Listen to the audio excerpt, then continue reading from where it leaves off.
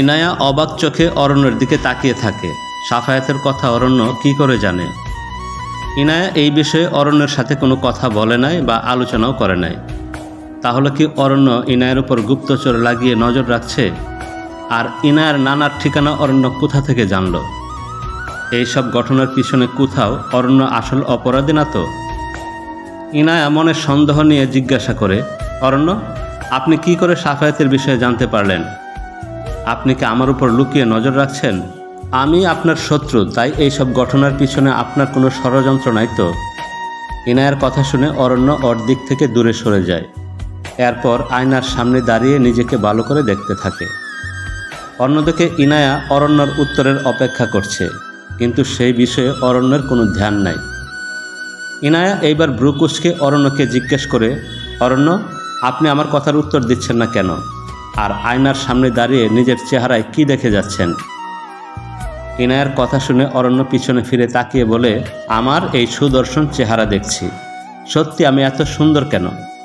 কোথাও আমার উপর সুন্দরী মেয়েদের নজর না লেগে যায়।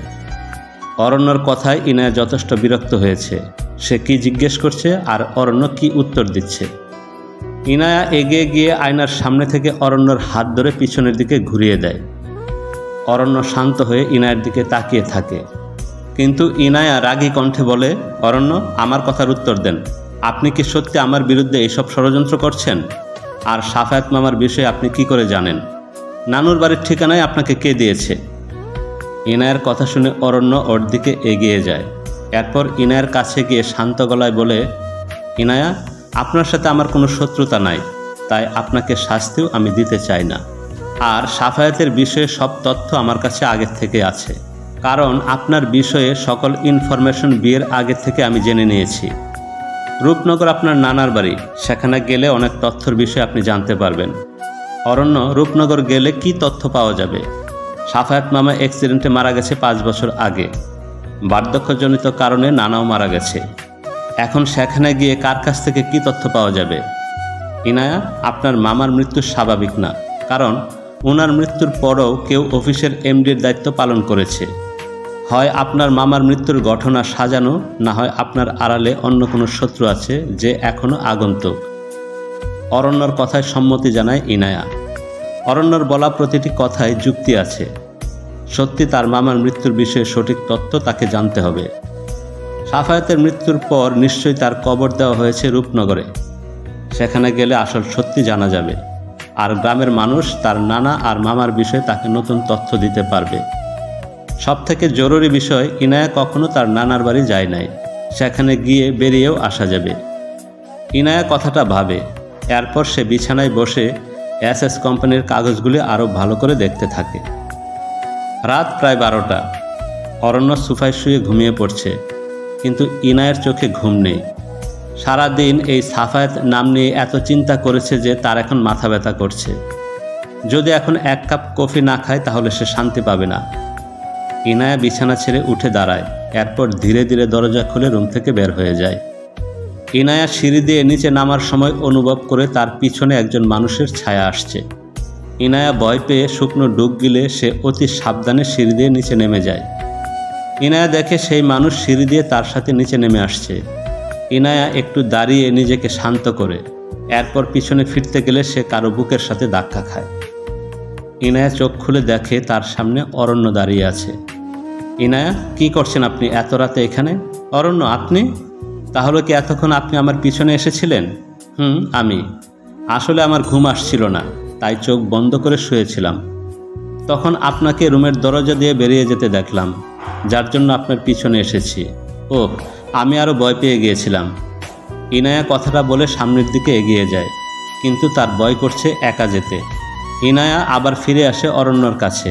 ওর হাত ধরে বলে, অরণ্য, চলুন কফি খাওয়া যাক। আমার অনেক মাথা ব্যথা করছে, প্লিজ চলুন।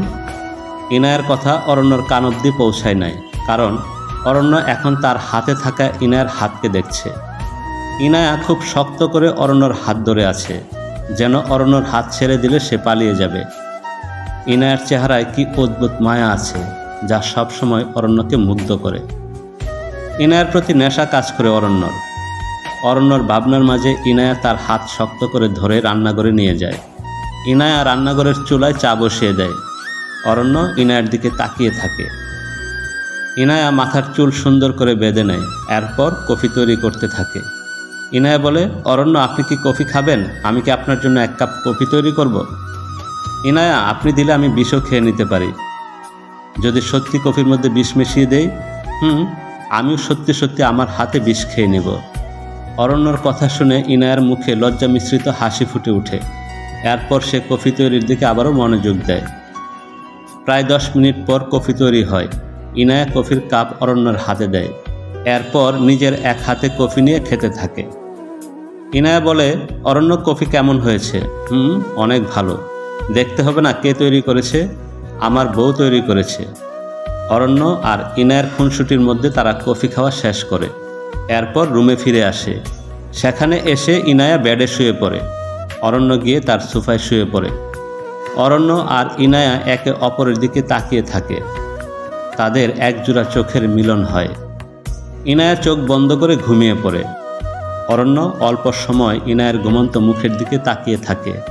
সত্যি কি নিষ্পাপ মুখ, যেন অজস্র মায়া তৈরি করা কোনো হুড়পড়ি।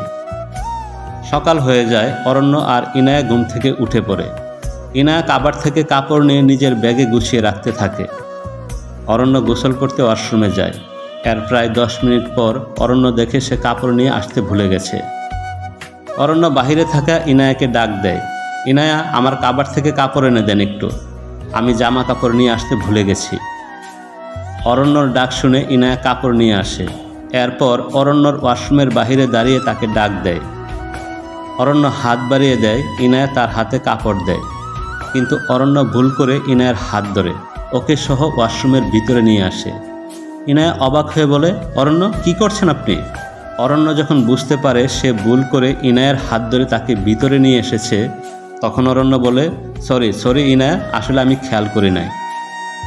ওয়াশরুমের ঝর্ণা থেকে পানি পড়তে থাকে, যার কারণে অরণ্য আর ইনায়ার কথার মধ্যে ওরা দুইজনেই ভিজে যায়। ইনায়া রাগী দৃষ্টিতে অরণ্যর দিকে তাকিয়ে থাকে। ঠিক তখন অরণ্যর চোখ যায় ইনায়ার ভিজে যাওয়া শরীরের দিকে। ইনায়া ভিজে যাওয়ার কারণে তার শরীরে শাড়ি লেপটে গেছে। ইনায়াকে দেখতে অনেক আকর্ষণীয় লাগছে, যা দেখে অরণ্য শুকনো ডুব গিলে। অরণ্য জীবনের প্রথম কোনো নারীকে এমন করে দেখছে। অরণ্য নিজেকে সরিয়ে নেয় ইনায়ার উপর থেকে, তবে তার চোখ যায় ইনায়ার ভিজে যাওয়া ঠোঁটের দিকে। ইনায়ার ভিজে যাওয়া ঠোঁট অরণ্যকে বড্ড বেশি আকৃষ্ট করছে। অরণ্য হাত দিয়ে ইনায়ার গাল টাচ করে। ইনায়া কিছুটা কেঁপে ওঠে। অরণ্য ইনায়ার কপালে ভিজা চুল কানের পিছনে গুজে দেয়। অরণ্য যখন ইনায়ার ঠোঁটের কাছে এগিয়ে যাবে, তখন ইনায়া কাঁপা কাঁপা কণ্ঠে বলে, অরণ্য কি করছেন আপনি? ইনায়ার কণ্ঠ শুনে অরণ্যর হুঁশ ফিরে আসে। সে দূরে সরে যায় ইনায়ার কাছ থেকে। ইনায়া তাড়াতাড়ি করে ওয়াশরুম থেকে বের হয়ে যায়। অরণ্যর নিজের উপর রাগ হচ্ছে। সে কি করেছিল একটু আগে? নিজের স্ত্রীকে এত কাছে দেখে হয়তো কোনো পুরুষ নিজেকে নিয়ন্ত্রণ করতে পারে না। অরণ্যর সাথেও তাই হয়েছে। চলবে।